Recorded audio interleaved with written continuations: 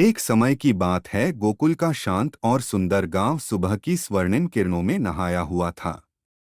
चारों ओर गायों की रंभाहट और मक्खन मथने की मधुर ध्वनि गूंज रही थी। नंद महाराज और माता यशोदा के आंगन में छोटा नटखट कृष्ण अपनी मोहक मुस्कान के साथ खेल रहा था।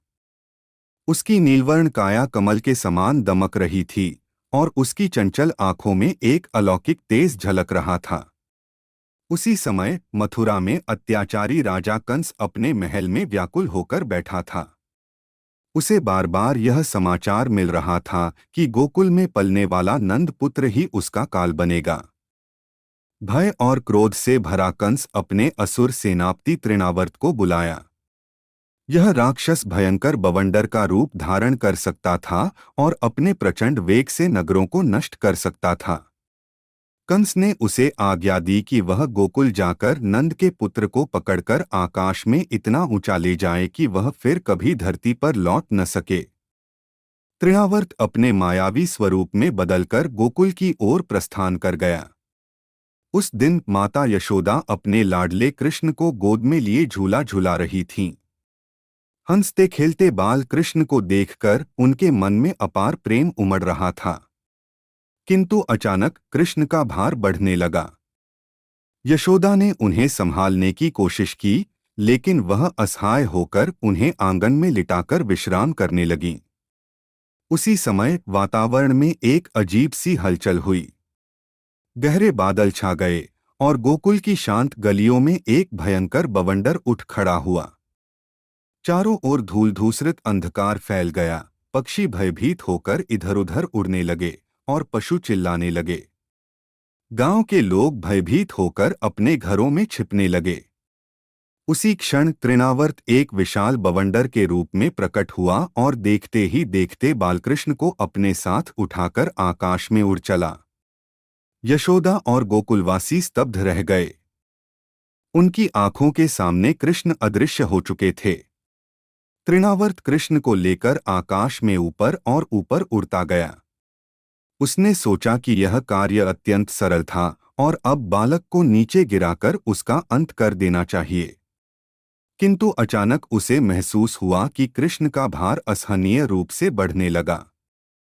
पहले तो उसे यह भ्रम लगा, किंतु कुछ ही क्षणों में उसके लिए उड़ना असंभव हो गया। कृष्ण अब पर्वत के समान भारी हो चुके थे और तृणावर्त की गति मंद पड़ने लगी। वह उन्हें अपने चंगुल से छुड़ाने का प्रयास कर रहा था, लेकिन बालकृष्ण अपनी नन्ही कोमल भुजाओं से उसकी गर्दन को इतनी दृढ़ता से जकड़े हुए थे कि राक्षस की श्वासें अवरुद्ध होने लगीं।